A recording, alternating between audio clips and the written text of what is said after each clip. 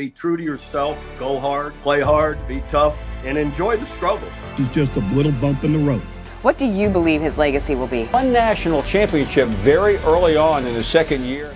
I think too many times people shy away from the fight, and you can't. And I think it's great business advice. Anything you're going to do, anything worthwhile isn't going to be given to you, or at least usually not. You got to be willing and ready to fight for it. Usually it ain't going to be easy. Don't let that surprise you, and go up every day and go get it.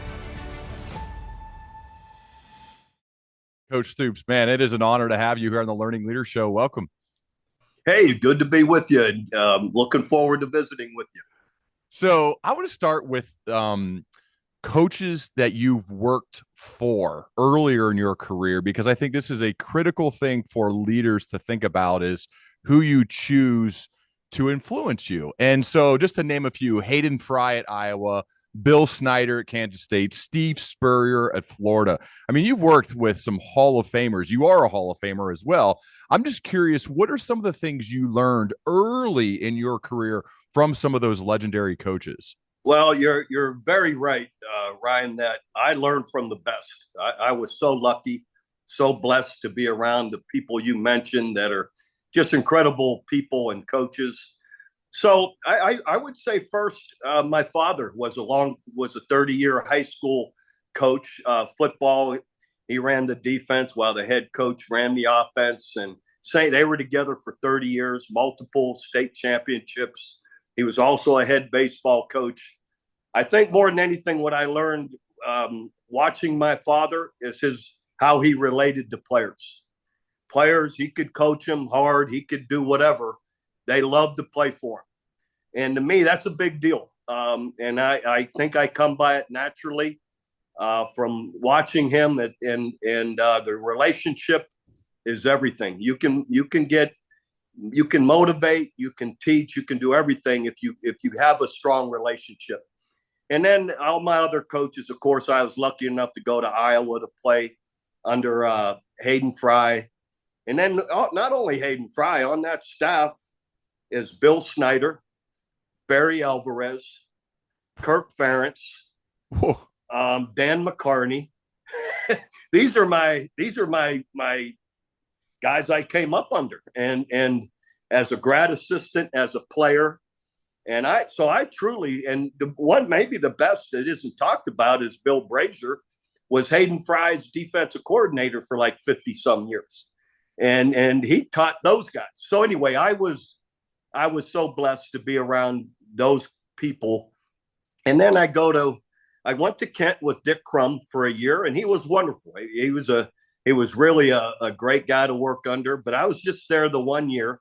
And then I was with Bill Snyder for 7 years, and you learn a ton. Coach Snyder no one is more, attention to detail more than he is. And I learned that from him. And then I think I got polished off with going to Steve Spurrier, to go to Florida for 3 years, win a national championship. And I think the experience there isn't any wrong or right, but Steve Spurrier is over here and Bill Snyder's over here. You couldn't get two people more opposite in their personalities and how they teach, coach, everything. So, but that's okay. They both have won. Both are Hall of Famers. But I thought my personality was more like Coach Spurrier's. So it allowed me, going in, to be the head coach and to develop my form of being a head coach. I was allowed to be like that because all the success he had, I wasn't afraid to do it, to what would fit me the most. What do you mean by that? Your personality is like Spurrier. How would you describe that personality? I don't know how to explain it. A little more casual, yeah. A little more, but listen, but by no means, you've seen Coach Spurrier. He knows what he wants and what he wants to see. And so he's casual to the point he doesn't see it the way he wants to see it. And a little more casual, but still detailed, a little more freelancing, a little more, he's just a little more relaxed.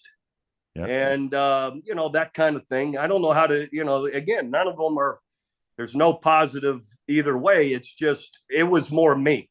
And, it feels to me like those are great examples of the fact that there isn't one prescribed way to do it. But exactly right. What is important, it feels, is, and I know this as a player, I talk with my brother about this all the time.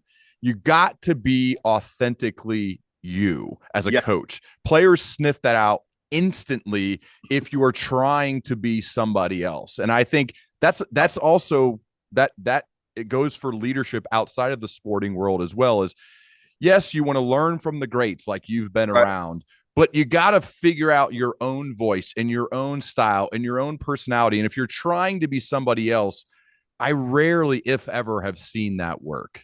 You're absolutely correct. You cannot be who you are not.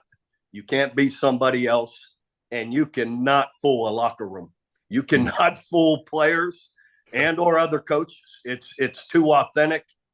People sniff a rat in a heartbeat. So, the locker room guys and again, your staff even, they know when you're, putting something on. And I've never tried to.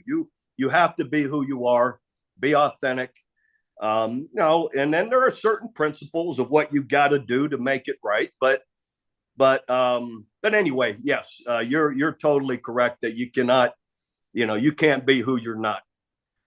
One of the things you mentioned, it never works. Never. Yeah. No. One of the things you mentioned about what made your dad so good, as a fellow Ohioan here, so I have a kinship with Ohio high school football, is awesome, Coach, is the fact that you said he related to his players so well, like he got to know them, he truly cared about them. And when I asked our fellow friend and your fellow Hall of Famer Sherry Cole I said, Sherry, what is something about Coach Stoops that that I can't find on the internet? Because she knows I'm going to do my research. And she said, this is quote, one of my favorite things about him is he's the busiest man on the planet, but never appeared that way. That's a skill and an art that fascinates me. The fact that you have a million different things going on, but she told me when you're in the room with him or when you're talking with him, he makes you feel like you're the most important thing in the world to him. And maybe this just comes natural to you, or maybe you got it from your dad. I'm curious, but when you hear that as a compliment given to you, what do you think of that? Well, that's awful kind of Sherry. She's an awesome person, coach. Always enjoyed my time whenever I get to see her. Well, I appreciate that. When you are football with the number of people we deal with, 120 players, 20 coaches, trainers, on and on and on, there is a lot coming at you. And I'd like to say I surrounded myself with really quality people.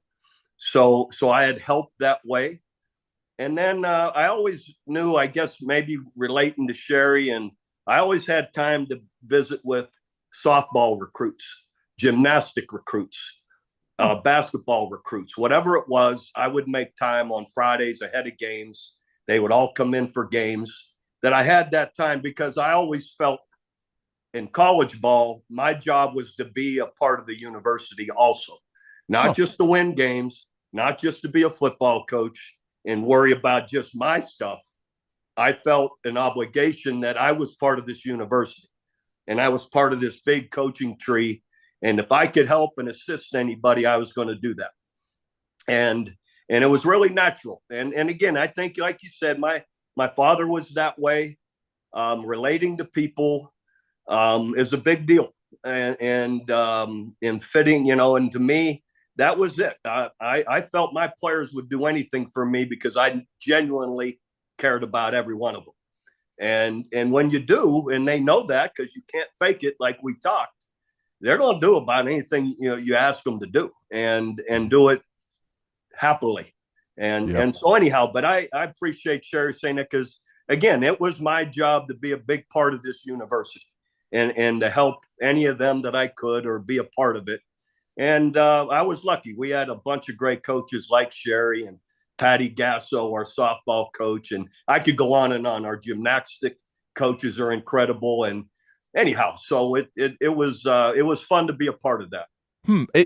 You make it sound like it's normal to do that. I don't know. I've never been a college football head coach, Is that a normal thing for the football head coach to be making, especially in season when every second is important to be preparing to win the game? Because, if you don't win, they'll run you out of town quickly. So you got to win. That's just the way college sports, especially football, is. And a place like Oklahoma, where their fans are very passionate. But to make time for other sports, to be an ambassador for Oklahoma seems, really cool of you to do, but how normal is that in college athletics? I don't know what other people do. I can't say, but I found it, if I'm not ready by noon on Friday, the day before the game, I haven't done my job. Yeah. So point being, most of the recruits of these other sports came in for the game, and they would come in on Friday for their official visits and then be a part of, they'd be on the sideline ahead warming up to, the spectacle of OU football. They'd be there for the games on Saturday. So I found it fairly easy by noon, somewhere around noon Friday, or might have been in the early afternoon, to carve out an hour and a half to, hey, let's meet, take pictures with these people, show them around a little bit.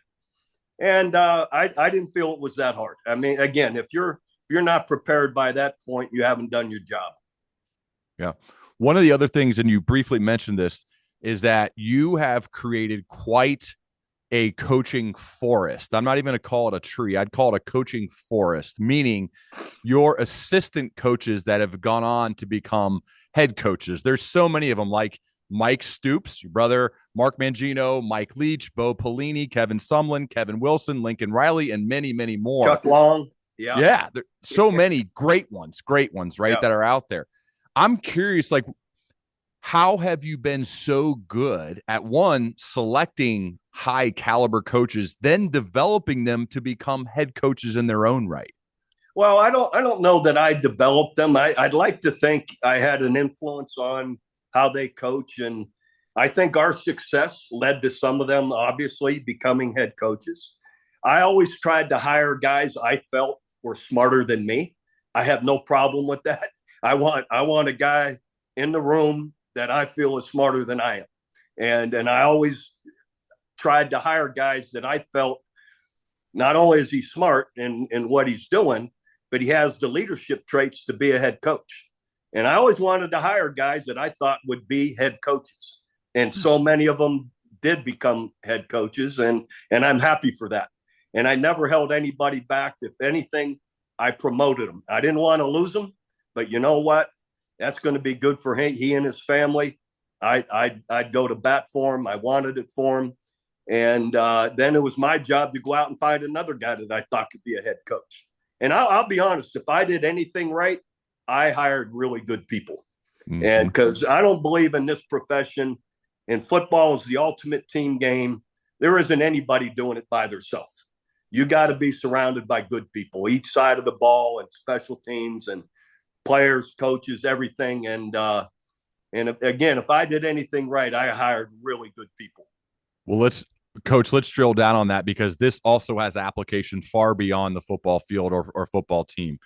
Because leaders, that's, I think, maybe the most important thing they're going to do is choosing the people to surround themselves with. Let's say you're a CEO of a business, which is basically what a football coach is at a huge right. college like University of Oklahoma is. And so I would love to get inside the process of how you first identified who those people are, and then maybe even like your interview process, some of the questions you asked to see, wait, is Lincoln Riley a genius play caller? Or, like stuff like that. Like, how do you figure that out on the front end? Because it's easy now to look back and say, oh yeah, all these guys are great, it was obvious. But on the front end, that's really hard to do. People try and fail all the time at hiring great people. We all want to do it, but most of us aren't that good at it. So what did you do to identify that talent, as well as like make the right choices to who to hire? I'll give you two really good examples, because some of the guys I hired when I first got on, I hired Mark Mangino, Brent Venables, Mike Stoops. Well, I'd worked with them at Kansas State, so I know what I'm getting. That's easy when you know how someone works and how good they are. Kevin Wilson, I did not know when I hired Kevin Wilson, but I hired him after his time at Northwestern. And here's a guy that was really doing well, having great success at Northwestern. and under really good people. And I thought, well, if he can do it at Northwestern, we're going to have hopefully better players, and he's going to do a great job here. I also hired Lincoln Riley. When I hired Lincoln, I had my secretary. I said, Julie, I want the top 15 offenses in America in total yards, points, total points, and then yards per rush and passing. Just show that to me. She pulls it up. Well, 8 of the, I think, top 13 or 8 of the top 14, I want to say, something like that, were all in the Mike Leach tree. And, Mike Leach was the first guy I hired. I did not know Mike. Another example of, I knew from playing against Kentucky, they gave me the biggest headache of anyone at Florida that I went against as a D coordinator. So I hired Mike. And now here I am down the road 10 years, and I need another offensive coordinator. And here's a list of coaches that come from the Leach tree and Hal Mummy, the two of them. Now, some have evolved into running a little more but anyways, that's the gist of it. So 6 of the 8 are head coaches. Well, I'm like, well, and they're calling plays. So I'm like, well, they're not going to come. And so there was 2, whether it be TCU, Doug Meacham and Sonny Dykes. Sonny, not Dykes. He was at Cal at the time. He's up the tree though. Sonny, I'll think of his name. And then I had Lincoln Riley. So I'm like, all right, I bring 2 of them in, and Lincoln. So, but point being, now I bring them in. So I like what they did. They have proven success, not for 1 year, but for multiple years. And that's what I was looking at when I hired Mike Leach. Proven success, multiple years. Kevin Wilson at Northwestern, proven success, multiple years. This isn't a coincidence. Lincoln Riley was at East Carolina. And again, he was in the top 13 in all these categories. And I'm like, that. And then after the interview, to me, I want to see what a guy's like. Can I be around him every day? Is he a leader? Can he, and obviously when I had Lincoln, I hired him the next day. I did. He always tells the story. He went home and I didn't call him that night. And he figured he didn't get the job. And I called him the next day. I always sleep on it, and then sure enough, he came and did a great job for us. So to me is there proven success for more than just 1 year? So it's been consistent. And can I stand in front of that guy and he's a leader? And when I talk to him, he talks back to me. I know he can look a team in the eye, in front of them and lead them. And those guys were all that. But so to me, it's what's your track record, as well as I want to stand in front of somebody and see what kind of leader they are. What is it like in that room? Like, is it more conversational? Do you have them up on the board?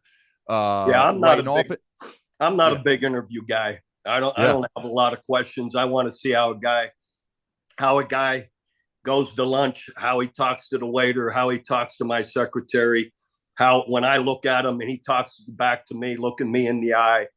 I don't have a whole page of things I'm going to ask a guy. That's just not my style. I trust my gut, my feelings, my instinct more than I do anything else.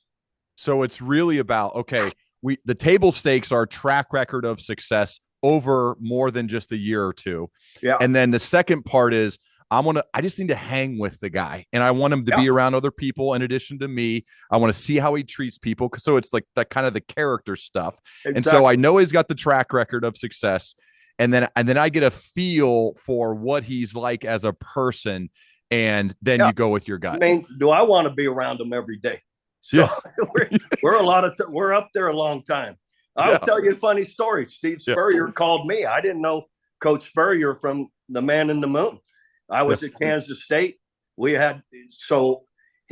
needs a new D coordinator. Jeremy Foley, his athletic director, goes, guess who the number 1 defense is in America? And we were number 1 in total defense and number 2 in scoring defense. And he puts it down, and it's Kansas State. So he says, you know what? That's a good idea. I'm going to call him. Jim Levitt and I were co-coordinators, and Jim had already gone to South Florida. and as the head coach, they were going to start their program. But then Steve Spurrier, Coach Spurrier, calls me out of the blue. And at first I thought it was one of my buddies pulling a prank on me, like, I don't know Steve Spurrier. There's no way he's calling me. And I didn't even know they had a coordinator job open. I was one of those guys. I didn't pay attention who didn't. Anyway, we got to talking for 2-3 days, and he offers me the job. And then I said, well, Coach, I said, I want the job. But I said, don't you think the two of us ought to meet, make sure we could look at each other, get along, whatever? And he goes, that's a good idea. And so the next day or two, whatever it was, he set up a flight for my wife, Carol, and I to go visit with him and to see him and the staff. And it was great. But that was the gist, though. Don't you think we ought to make sure we could get along, or this is going to be okay? And then he did say to me, he says, now, let me ask you something. He said, now you'll have a beer every now and then with us, right? I said, oh yeah, Coach, I'll have more than one. And so he goes, oh, we'll get along good then. So that's just the point being, the personalities mesh. Yeah. I think sometimes this stuff gets overcomplicated, Coach, like it, and I like, it's refreshing to hear that you really had this mentality of, yes, they've proven they can do it. And I bet they'll do it even better with better players, because they're going to have better players at Oklahoma than they did at Northwestern or East Carolina or wherever they were. And then are you a guy who basically is a high character, high integrity person, is what I'm gathering for what you're saying. Right. High character, high integrity, meaning you want to be around a person like that. And that's it. Like, that's pretty much it, right? Absolutely. And that, because that matters. Character, integrity, all the things. You're going to be with someone. Your job, your family's lives depend on it. You want to be with people with high character. And I'll be honest, I tell my coaches different times, you intentionally cheat or you're a bad person off the field and I find out about it, you're not going to be with me. And I don't care how good a coach you are. That doesn't matter, because eventually, it's going to reflect on you or the program. Yeah. Have you had to make those tough calls where you fire assistant coaches for various reasons, whether it's performance or character or anything like that? Well, I've had to change here or there, but never for character or, or reasons like that. It's just sometimes you get stuck wherever, and you just feel you need something different to change, to change and to get something new going. You said earlier that you like to hire assistant coaches that are smarter than you, which I think it's similar to like what Mark Zuckerberg talks about. Which isn't hard to do. I don't think that's true, but I'll keep going. But hire they're smarter than you that you also think could become head coaches someday. So like this may be tough, but what are some of the qualities or the makeup of somebody who is an excellent head coach? Well, I think a number of things. I think first, how they relate to people, and how they can motivate and get their point across, influence people to explain what they want them to do in a clear path and a clear way. Where there isn't any indecision, someone who is decisive in what they do, because I don't ever think there's one way to do something, but whatever you do it, be decisive about it, because then people are going to follow it and believe in it. And if you're not, then, you're going to get the opposite, So to me, it's just having a clear path, being able to present it, being able to be decisive and motivate people to do it. And and then have people connect with you. To me, connection's a big deal. You could be the smartest guy in the room and you don't connect with anybody, there isn't anybody going to follow you. There are very few people, but people that connect and know you got their best interest. This is the way we see it. We're all in it together. This is how we're going to do it. You got to be able to motivate people and to be that gathering point that everyone believes in what your vision is. Yep.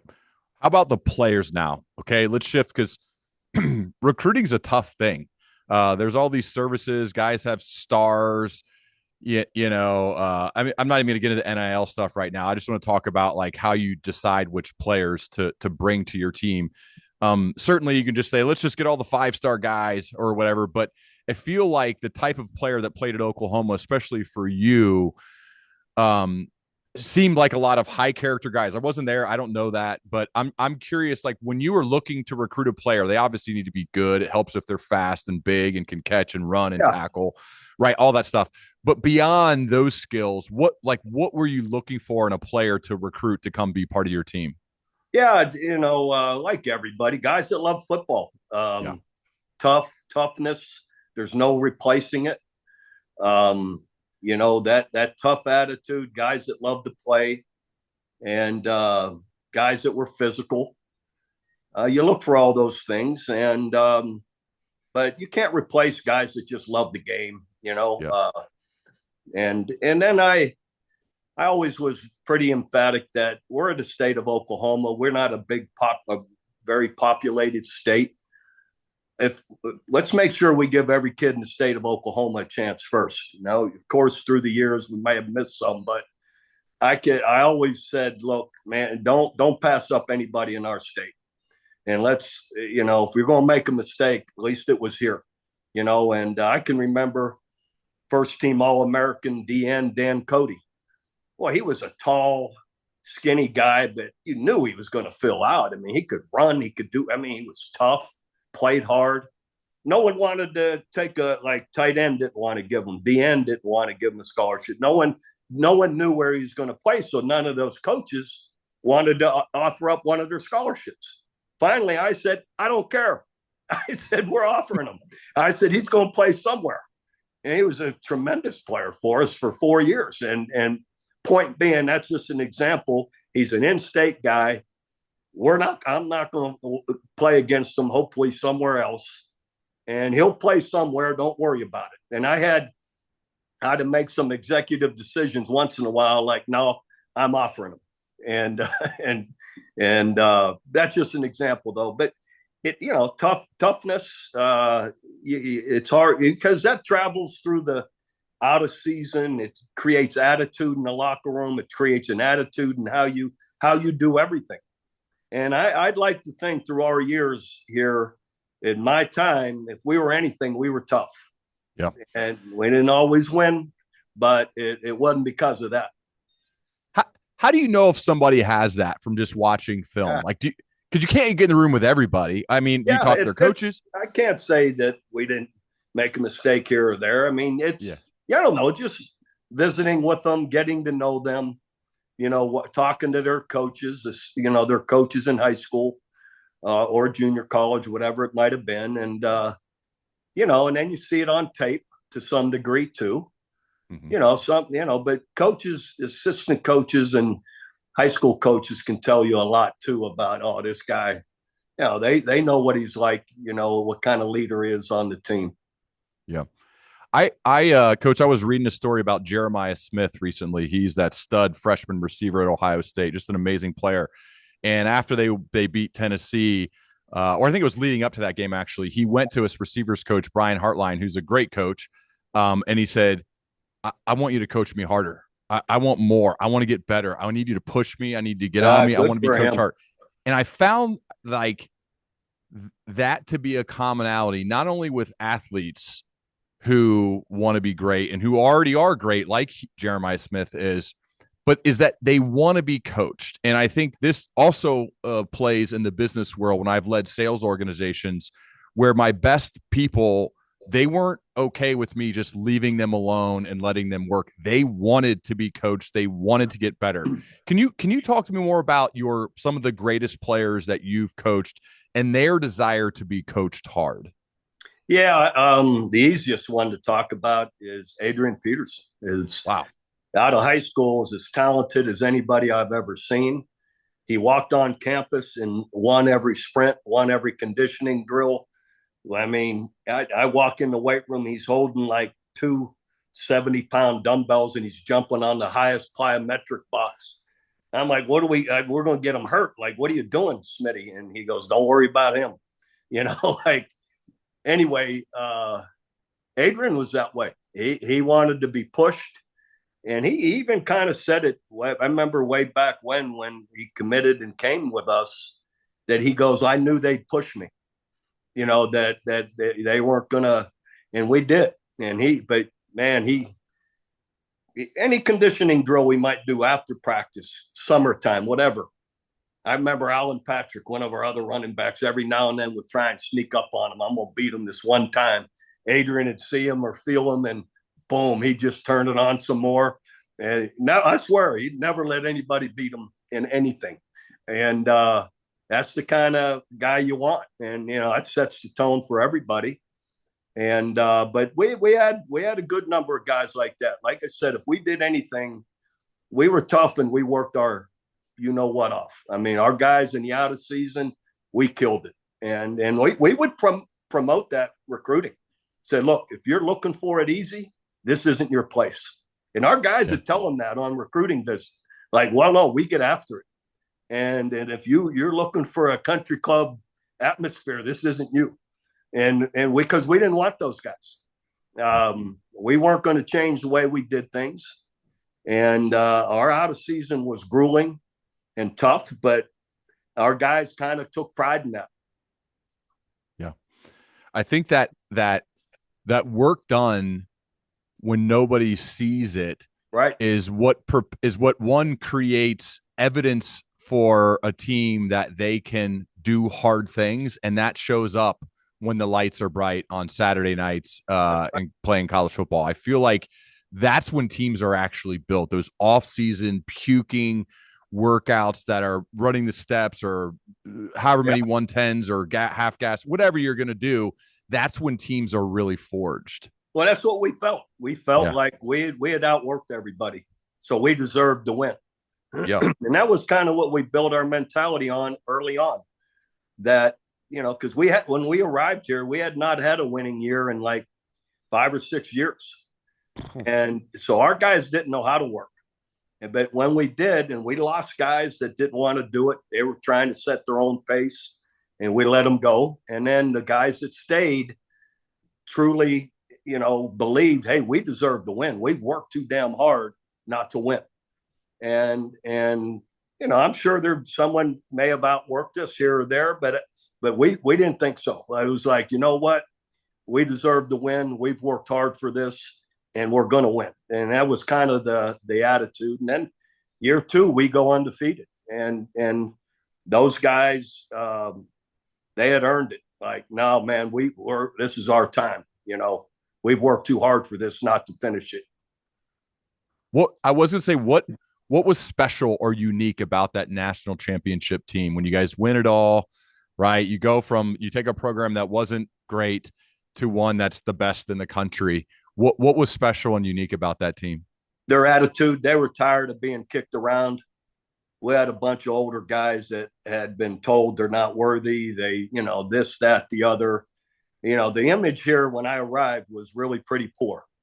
The self-image, the community's view of our program, all of it was pretty poor. And then we just felt their attitude, they were sick of it. We're going to do something about it. I was big on promoting what the history of Oklahoma had been for a good number of years, all the championships, which you go back through the Wilkinson and Switzer eras. And and I was big on, this is what we're supposed to be. And we're not going to shy away from it. We're not going to hide from it.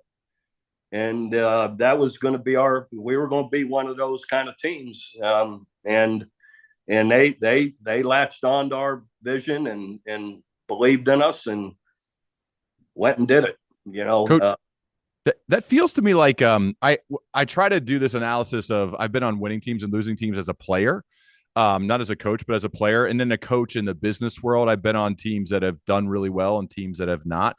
And there's a number of attributes to both. But one of them that I found to be a commonality among the ones who won a lot is the players are so bought in that they become the leaders of the entire organization. Yeah. They hold each other accountable. They don't let somebody go this close to the line and not touch it. They don't let that stuff happen. The coaches like create the environment for the players, usually like on a football team, like juniors and seniors, usually, not always, to keep the standards super high, hold themselves to it first, and then hold everyone else to them as well. And that then creates the excellence and usually the winning. What have you found on the teams that win versus the teams that don't, as well as far as being player led and accountability amongst the players? Yeah, that's always the best. Yeah, when you have players that are your top dogs that nobody's going to mess with and they're going to listen to, and they're not afraid to speak up,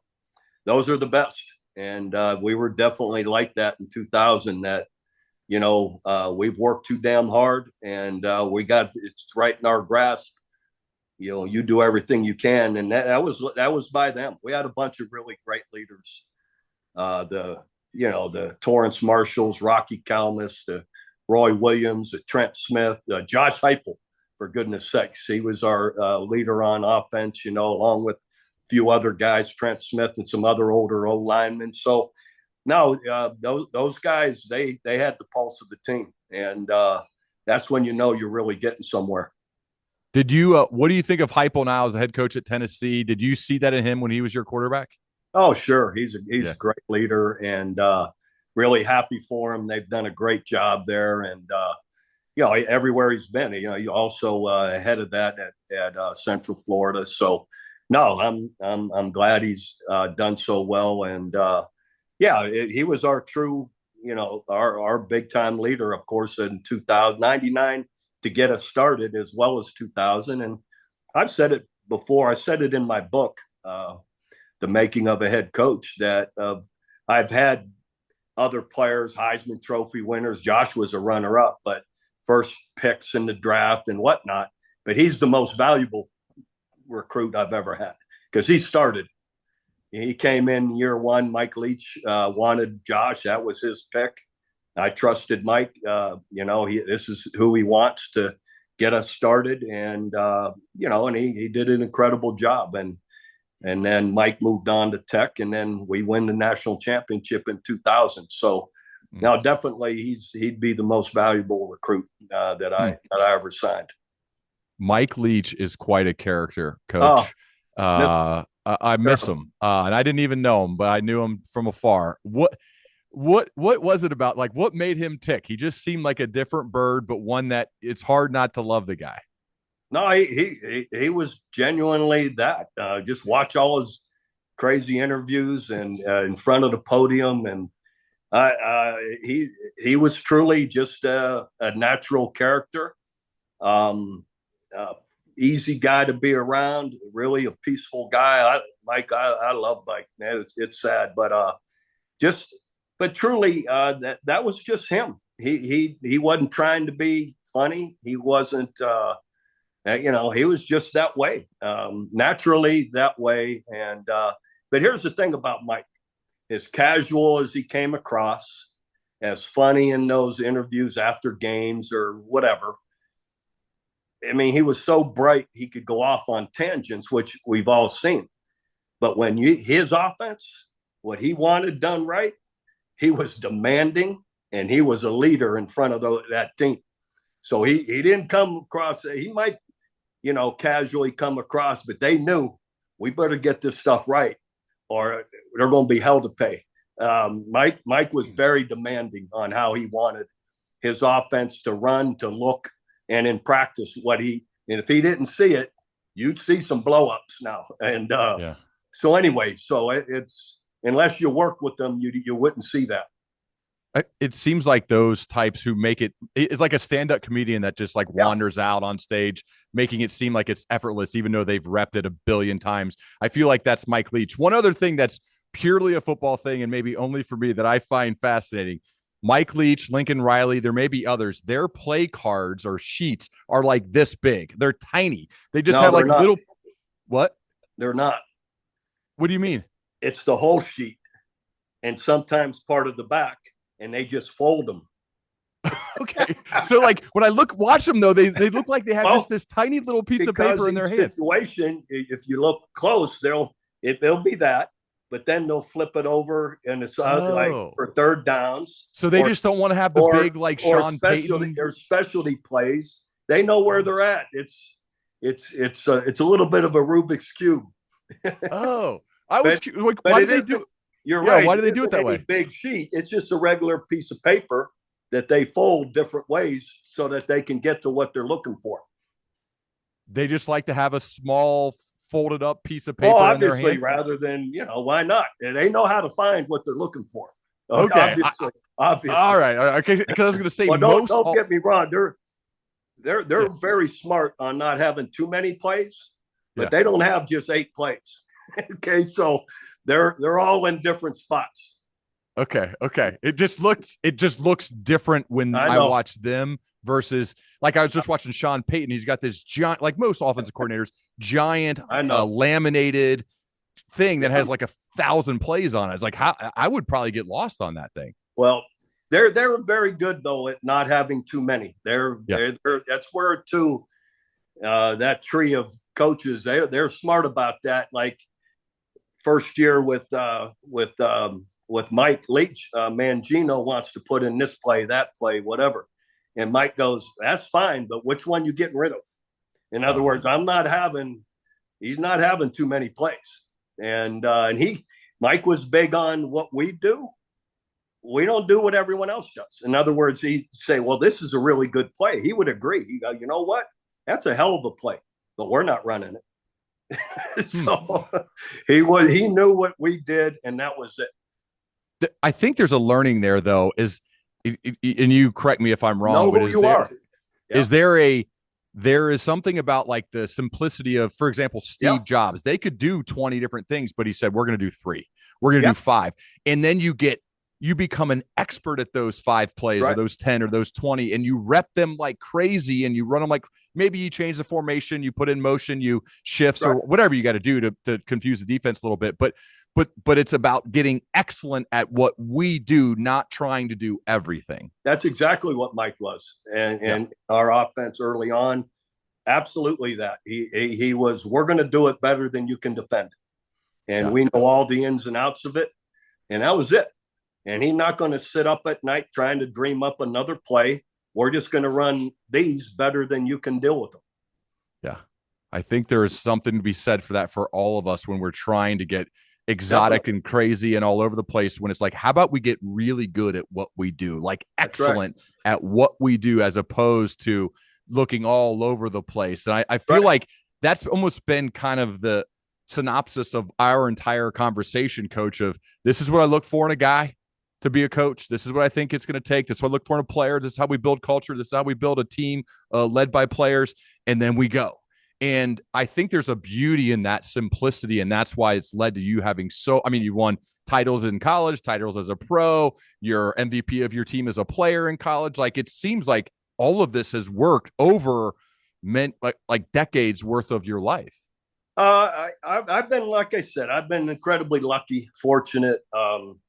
All the breaks in my life, maybe the biggest break, you getting the chance to go to Iowa, out of Youngstown. No one else big time school recruited me. And at the time, Iowa hadn't had a winning year in probably 16, 17 years. So not, so anyway, and then it's I've just been around great people, and I've been smart enough to pay attention, to what's out there with different ways of doing things. And I think too, if I'm anything, I'm relational. I relate to my coaches well, to my administration. I've related to my players, and just hadn't been. I've always knew I didn't have all the answers, but search for them, and then do the best you can, and work and be tough. One of the other people that you've surrounded yourself with that Sherry Cole told me about was your wife. And she said that Carol was like an amazingly successful Mary Kay, like national sales director. Right. And so she like did her own thing while you are, the guy, you're Bob Stoops.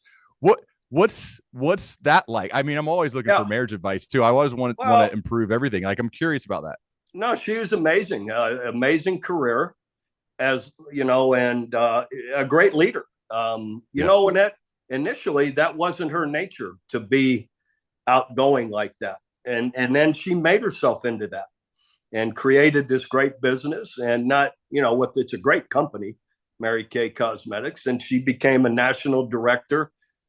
She was a teacher, initially a grade school teacher, and she came home one day and she was going to quit and she was going to be a Mary Kay director. I was like, oh, time out here. I was still in my first couple of years at Kansas State. I wasn't making any money yet. And I was like, don't you think you ought to see if you're good at this before you just go? And she goes, that's a good point.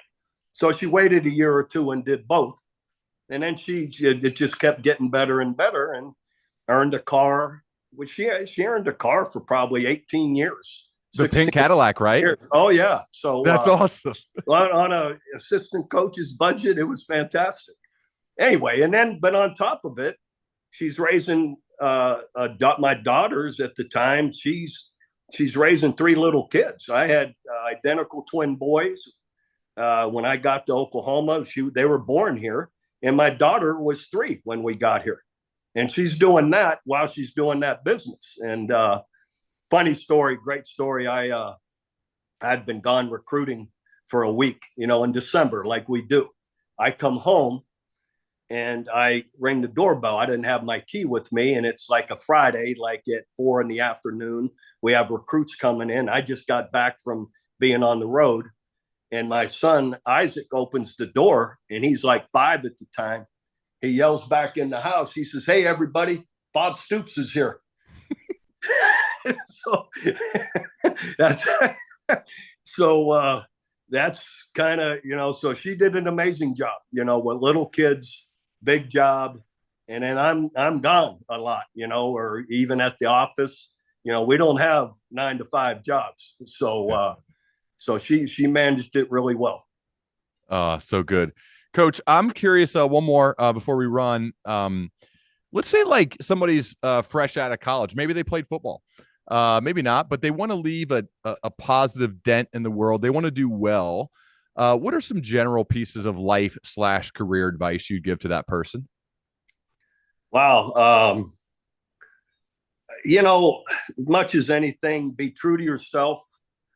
Go hard, play hard, be tough, and enjoy the struggle. I think too many times people shy away from the fight, and you can't. And I think it's great business advice. Anything you're going to do, it isn't anything worthwhile isn't going to be given to you, or at least usually not.